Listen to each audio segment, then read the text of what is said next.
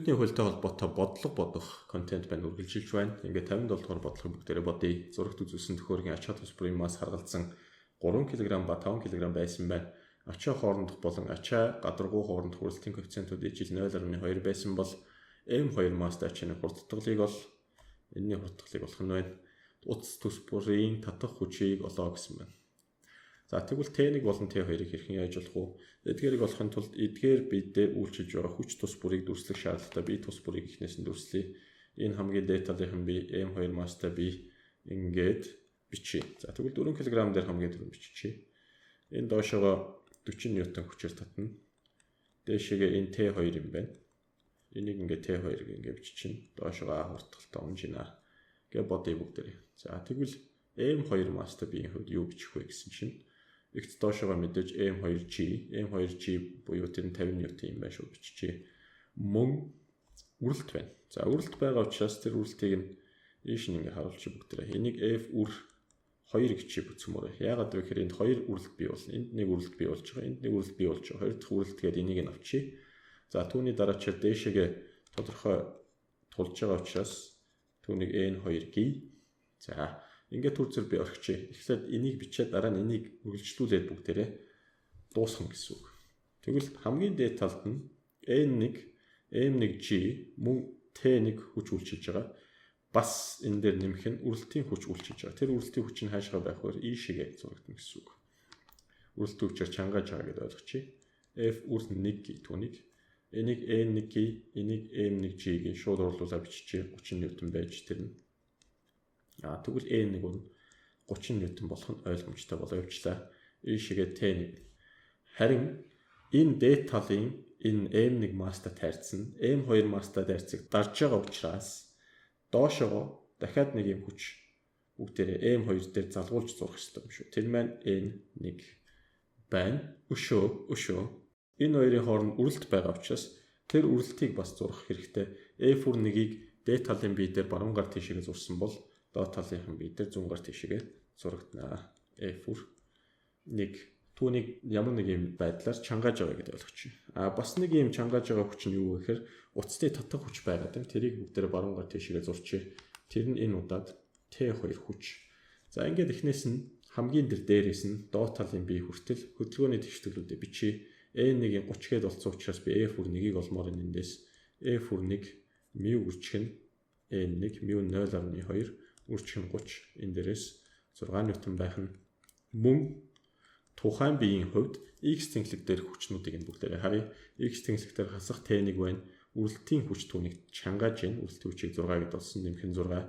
Тэнцүү тиг яагаад вэ гэхээр аль тийшээгээ X тэнхлэг дээр хөдөлгөөнгүй байгаа. Хурдтгал тиг байгаа. Хурдтгалыг массаар үржүүлнэ. Тэр нь тиг гарна гэсэн үг. Тийм учраас тиг болоод байгаа. За энэ дээрээс T1 нь 6 ньютон байж эдгээрийг олчлоо. За гуравт нь голын энэ дээр одоо тэгштгэл бичиж голын бие дээр тэгштгэл бичиж ямар тэгштгэл бичих вэ? Эхлээд босоо тэнхлэг дээр тэгштэглүүдээ бичиж N2 байна. Доошоо N1 байна.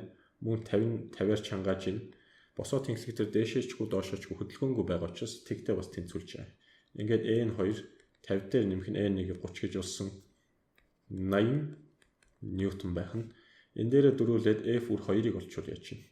F үр 2 тэнцүү μ үржих нь N2 μ 0.2 үржих нь 80 энэ дээрээс 16 ньютон байх нэ. Одоо цөмөрөө голын тэр бие дээр M2 мастай бие дээрх одоо X тэнхлэг дээрх хөдөлгөөний тэгштэглэг бичиж. X тэнхлэг дээр хөдөлгөөний тэгштэглэг яаж бичих вэ гэвэл T2-оор чангааж байна. Гэтэл түүнд гай болоод байгаа нь үрэлтийн хүч 1 байна. Тэрийг сая 6 ньютон гэж оллоо. Мөн үрэлтийн хүч 2 байна. 16 ньютон гэж олсон. Өөр ямар нэгэн хүч байхгүй байгаа тань. Энэ нь M2-ыг үржих нь A буюу M2 нь 5 кг учраас 5A гэж тавьчих өгшин. Ингээд 6 дахь тэгштгэл дээр энэ зүгдэж байгаа биеийн хувьд хөдөлгөөний тэгштгэл явъя. 40-оос хасах нь T2 тэнцүү зүгдэж байгаа нь 4 кг мастай байсан 4A байх нь. Ингээд T2 гэдэг нь 40-оос хасах нь 4A байх нэ. Энийг орлуулъя. Энийг хаана орлуулах вэ гэхээр энд орлуулчихъя очиод. Энд орлуулчихъя. За тэгвэл 40-оос хасах нь 4A хасах 6 16 22 тэнцүү 5A та тэнцэх нь 18 тэнцүү 9A буюу A гэдэг нь 2 м/сек квадрат гарах нь Т2-ыг болъё. Т2-ыг энэ дээрээс олчиж болж чинь Т2 тэнцүү 40-оос хасах нь 4, 4-ийг үүсгэх нь 2, 40-оос хасах нь 8, 32 ньютон гарах нэ. 58 дугаар бодлогыг бодъё бүгдээрээ. Ачааны машины твш ба түүн дээр хөргөгч хоорондох гулсхын уралтын коэффициент 0.5 байсан байна. Аад нь хөргөгч гулсахгүй байх машины хамгийн их хурдтгалыг бол Б нь 6 секунд хугацааны дараа машины хурдтгал ийм болсон байна. Уг агшнаас эхлэн тоормослож ямар зайг туулаад зогсвол хөргөгч гулсахгүй байх вэ гэж асуусан байна. За А-г нь хэдүүлээ бодъё. Тэгэхээр хөргөгч гулсахгүй байх нөхцөл нь юу юм бэ? Тэрийг эхлээд бодъё. Хөргөгчийг одоо яг энэ ачааны машины твшин дээр аюулгүй байлгаж байгаа нэг хүч нь үрэлтийн хүч тийм ээ. Үрэлтийн хүч. F үр. За энэ үрэлтийн хүч нь тэнцэх ёстой. Ачааны машин одоо А хурдталтай хөдөлж байгаа гэж бодоход энэ одоо А хурдтгалыг энэ m массаар үржүүлсэн хүчтэй тэнцэж явах хэрэгтэй. Тэгжээж энэ маань гулахгүй гэсэн үг. Эсвэл энэс их байх хэрэгтэй тийм ээ. За тэнцвүүлээд бодчих хэдүүлээ. F үр гэдэг нь m-ийг үржих нь А-та тэнцэх нь байна. А энд үйлчилж байгаа хүчлүүд нь дээшээ n байна, доошоо mg байгааг харж байгаа. Хөргөгч нь mg. Тэгээд тулгуурын хүч. Үрэлтийн хүч нь цаад утгаараа бол μ үржих нь n, n нь mg байгааг бүгдээр харж байна. Ингээд массууд нь хураагдаад μ гэдэг нь өөрөө юуг юунд хуваасандаа тэнцэх нь байна. А-г g-д хуваасандаа тэнцэх нь байна. Гэхдээ тэрийг би олохгүй, А-г би олох гэж байгаа учраас А гэдэг бол μg байх нь. Ингээд μ 0.5 g маань 5 м/сек квадрат хамгийн их ийм хурдтгалтай тоормслох эсвэл хөдлөх тохиолдолд хөргөгч маань гулсахгүй аюулгүй байх нэ гэсэн санааг илэрхийлнэ. Б нь за энийг А гэж 6 секунд хугацааны дараа машины хурдтгал ийм болсон байна. 6 секунд хугацааны дараа машины хурдтгал ийм болно гэдэг нь машин ямар хурдтай болсон бэ гэдгийг бүгдээр энэ дээрээс олчих. Ингэж яваад ингээд энэ хурдыг олъё бүгдээр. Энэ анхны хурдыг олъё. А үржих нь Т гэж болчих. 2.5-ыг үржих нь 6. Энэ дээрээсээ гарах 5 6 15 м/сек хурдтай болох нь. За энэ 15 м/сек хурдтай явж исэн машин тоормсолж эхэлсэн байна. Ингээд тоормслоод эхлэхэд тухайн хөргөгч гулсахгүй байх хамгийн их хурдтгал нь 5 м/сек квадрат. Мөн үү? Тэр тоормсолж эхлээд хамгийн ихтэй 5 м/сек квадрат хурдталтай л явж чадна. Эннээс илүү одоо тийм хурдталтай тоормслох юм бол болохгүй шүү. Тэгэх юм бол хөргөгч уунахгүй. Яг энэ хурдталтайгаар энэ хурдаар яваад эцсийн хурд нь тэг болоход гэж байгаа юм. Ямар зам туулсан байх вэ гэж асууж байна. За нэг ийм тэгштгэл байдаг шүү дээ. Эцсийн хурдны квадрат, анхны хурдны квадрат хасах нь 2-ыг үржих нь, А-г үржих нь тэр явсан зам. Энэ x-ийг бид нар одоо олгож байгаа. Эцсийн хурд нь тоормсож явсаар байгаа тэг болсон. Ингээд x гэдэг бол V0-ийн квадратыг хуваах нь 2a байх нэ. V0-ийн квадрат тэр маань 15-ийн квадрат хуваах нь 2-ыг үржих нь a маань хамгийн ихтэй 5 байх боломжтой. Энэ бол 225 гарна. Энэ ингээд 10 гарна. Ингээд x гэдэг бол 22.5 м зайд туулж иж зогсох нэ гэсэн санаа. 59. Ардсгал ширээн ба гар тэш хоорондох гулсхын үрэлтийн коэффициент 0.4 ба эргэвчүүдийн массыг тооцоохооргүй бага. Системийг чөлөөтэй орхисон бол гар тэшний хурдтгал ямар байх вэ? Утасны татах хүч ямар байх вэ гэж асууж байна. За гар тэшинд үйлчилж байгаа хүчнүүдийг зуръя. Дараах байдлаар зурагдана. Дээшээгээ n байна. Доошоо mg байна. mg-ийн шууд тооцоолч m-ийг үржих нь g, 10-ыг үржих нь 10, 100 ньютон байна. Энэ n байгаа юм байна. Өшөө өрөлтийн хүч байгаа шүү дээ шигээ. Энэ f үр юм байна. F үр. За өөр чинь ийшээгээ нэг тодорхой t-гээр зулгааж байгаа. Тэр t-г нь би энд ингээд тавьчих. Энэ t юм бол энэ ч гэсэн t, ингэж тойрчрол энэ ч гэсэн t. За энэ нэг жижигхэн утас байна. Энэ жижигхэн утсан дээр ямар хүч үүсэх вэ гэдгийг нь хэдүүлээ энэ тусад нь ярилцъя. За тухайлбал энд миний эргэвч маань байгаа шүү. Дээшээгээ t хүчээр татагдж байгаа, нөгөө талаараа бас t хүчээр татагдж байгаа. Энд нэг утас байгаа. Тэгвэл энэ бол 2t болж гарч ирнэ. Аха. За тэгвэл энэ 10 кг масстай бид үйлчилж байгаа хүчнүүд нь юу байх вэ гэвэл 10 кг ихц доошоо mg-гээр татна, дээшээгээ харин 2t-гээр татагдж байгаа шүү.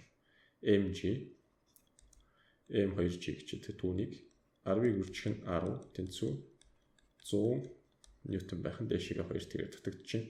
Бас нэг зүйл нь юу гэхээр хэрвээ энэ ийшээгээ баруун гар тийшээгээ А хурдталтай хөдлөх бол за энэ доод талын 10 кг масстай бие маань өөрөө А хуваах нь 2 буюу 2 дахин бага хурдтай хөдөлгөөн. Ингээд хэдүүлээ бичиж тавьчих. Энэ бол А хуваах нь 2 байх нь 10 кг. Энэ ч гэсэн 10 кг. За хамгийн түрүүнд N тэнцүү 100 Н байх нь. Хоёрт нь F үр гэдэг бол μ үржих N, μ 0.4 100-аар үржүүлээд өг 40 Н байх нь. Эдгээрийг олчихлоо. Дахиад нэг тэгштгэл бичээ. Одоо X тэнхлэгтэр бүгдээрээ бичээ. T-гээс хасах нь үрэлтийн хүч гэдэг нь 10-ыг үржих нь А хурдтал болно. Масс нь 10 учраас. За түүний дараа одоо бүгдээр энэ дээр бичээ. Энэ дээр юу бичих вэ гэхээр 100-аас хасах нь 2T гэдэг нь юутай тэнцэх вэ гэвэл биш үү? 10-ыг үржих нь А хуваах нь 2. Энэ хоёр хураагдаад 5 болно.